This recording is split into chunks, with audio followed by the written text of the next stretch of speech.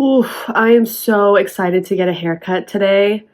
My hair is a little bit too long at this point, and truthfully, I haven't had a haircut in like a year. So, all right, I'm gonna be pretty bare minimum with my makeup today, I think.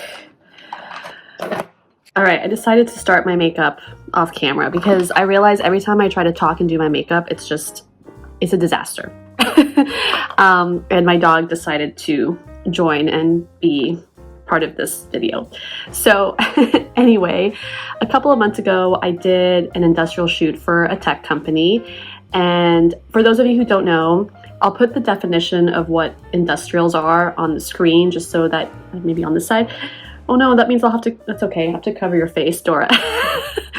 I'll put it on the screen just so you can have like the full proper definition. But the Cliff Notes version is basically that industrials are corporate sponsored videos for like training or marketing purposes, and they obviously hire actors to be a part of those shoots.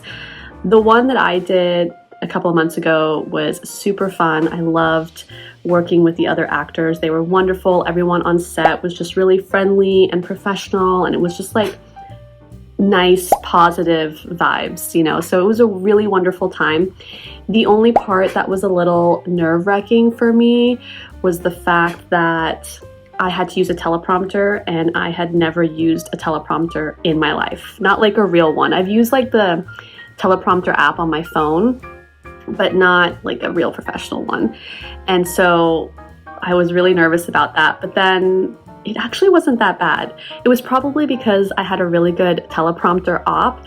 Like, she was great at making sure the teleprompter was going at my pace. Like, at no point did I have to ask her like, hey, could you slow it down or speed it up, which was something that I was nervous about. I was like, oh, I might not look very natural because it might be going too slow or too fast. Like, I might look and sound robotic, but that wasn't the case at all. Like, she did such a good job, and she was so nice. She was like, oh yeah, if there's like any words that you have trouble pronouncing, like, please let me know, and I can like edit the script on the screen and write it out phonetically or write it out in a way that makes sense to you. And because the scripts were long and there was some technical jargon in there, and she was really nice about like helping us out and making sure we felt comfortable with what was showing on the teleprompter. So that was really great.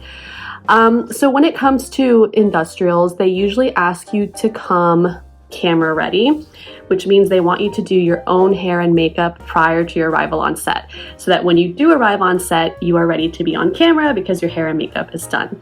Now, sometimes they don't have a hair and makeup person at all on set, so you are also responsible for your own touch-ups during the day.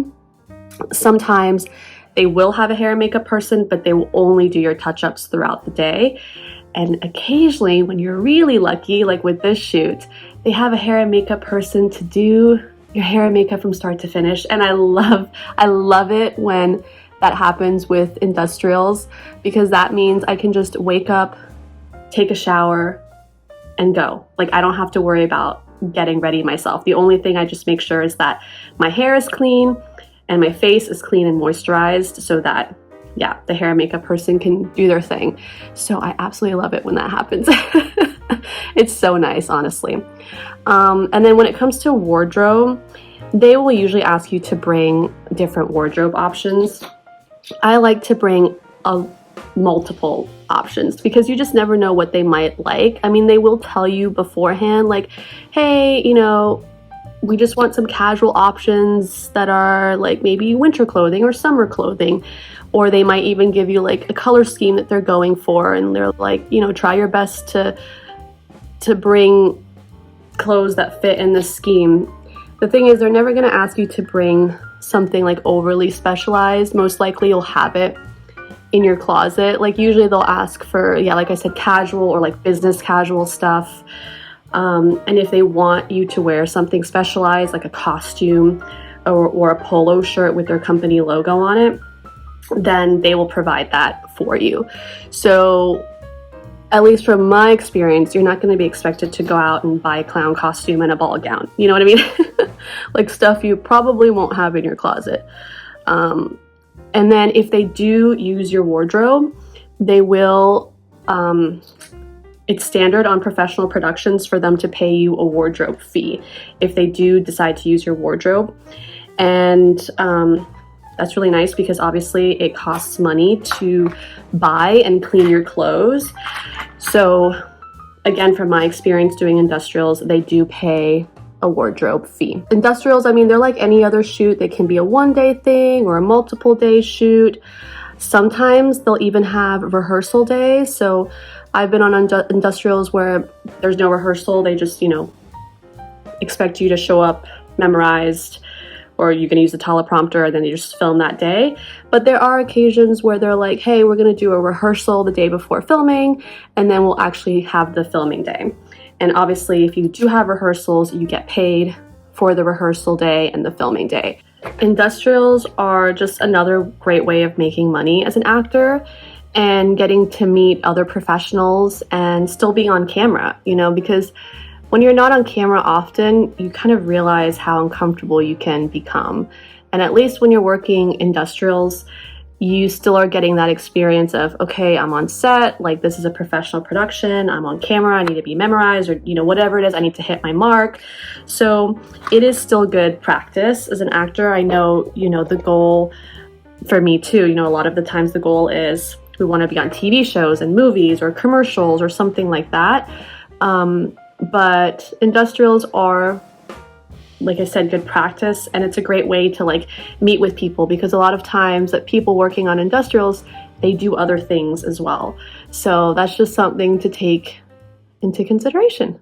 I just got my hair done and I love it. It's so pretty. But yeah, we're not here to talk about my hair.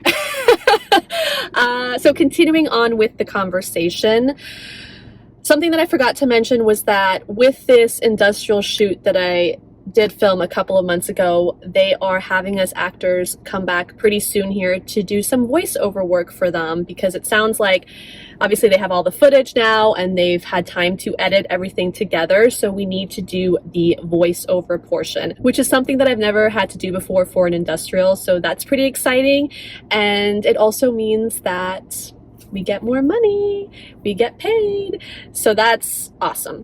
A few things popped up after filming the last clip that you just saw, so it is the next day now, but something that I wanted to mention was in regards to rates for industrials. Now, just like with so many things in acting, it really just depends on the production, what kind of budget they have, what kind of industrial it is, how it's going to be used, what your role in the project was, how many days did you film, what rates did your agent negotiate. All that kind of stuff determines how much you get paid in the end. So it can really vary from production to production.